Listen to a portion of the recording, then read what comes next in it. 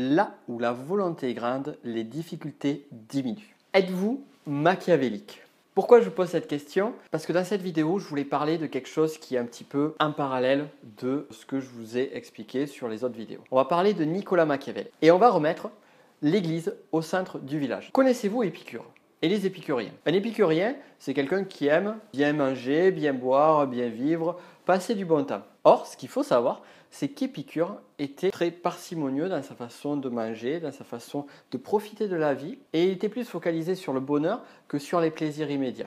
Et d'ailleurs, il condamnait le fait de s'adonner de façon outrancière aux plaisirs immédiats. Voilà pourquoi Épicure n'aurait pas du tout aimé les épicuriens d'aujourd'hui. Ceci étant fait, on va passer à Machiavel, parce que Machiavel, c'est exactement la même chose qui se passe. On parle de machiavélisme aujourd'hui qui n'a rien à voir avec le personnage de Nicolas Machiavel et ce qu'il peut vous enseigner. Parce que si je vous fais des vidéos, bien évidemment, c'est pour vous aider au maximum dans vos stratégies business. Nicolas Machiavel va pouvoir vous aider, mais pour cela, il faut sortir un petit peu du machiavélisme. Pourquoi on a donné cette idée, cette image négative au machiavélisme? Bien tout simplement parce que lorsque Nicolas Machiavel a sorti ses écrits, nous étions à la Renaissance. Ce qui s'est passé, c'est que les idées de Nicolas Machiavel n'étaient pas bien vues par le dogme religieux de l'époque.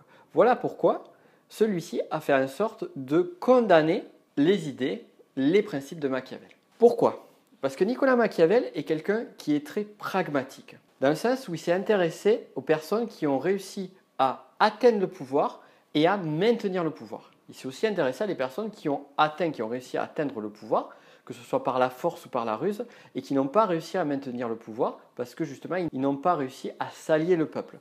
Donc c'est très très intéressant d'un point de vue stratégique parce que ça nous permet de voir, en enlevant tout ce qui est idéologie, tout ce qui est de l'ordre de l'affect, de voir ce qui a marché et ce qui n'a pas marché. Mais au-delà de ça, ce qu'il faut voir, c'est que Nicolas Machiavel est quelqu'un qui a toujours été très fidèle avec le pouvoir qui a été en place. Si on parlait d'énéagramme, je pense que Nicolas Machiavel est plutôt un profil 6. Mais bon, ça c'est un autre sujet. Quoi qu'il en soit, Nicolas Machiavel a apporté énormément d'informations très riches sur la façon de gérer une stratégie, de gérer un business et de gérer un leadership dans un domaine donné. Voilà pourquoi je voulais déjà sortir un peu de cette idée de machiavélisme, sortez de ce concept de machiavélisme, ouvrez votre esprit et intéressez-vous à son œuvre et à ce qu'il fait. C'est un peu dans le même état d'esprit que l'art de la guerre de Sun Tzu, où vous allez trouver différentes informations, différentes choses qui vont vous aider à vous améliorer, à faire une stratégie qui soit vraiment efficace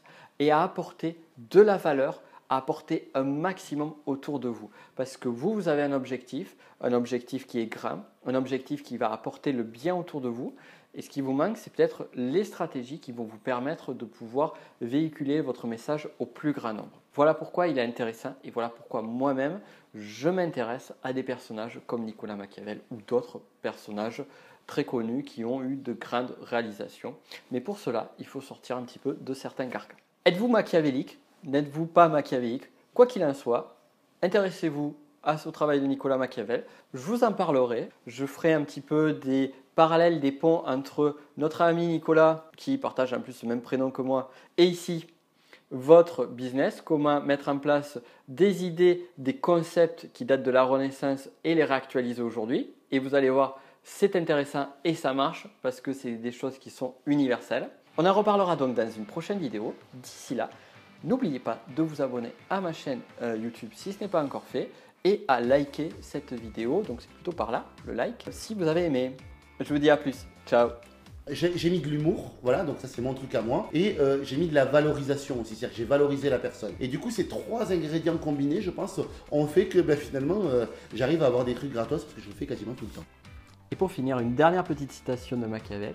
Si tu savais changer de nature quand changent les circonstances, ta fortune ne changerait point. Je vous laisse y réfléchir. Ciao.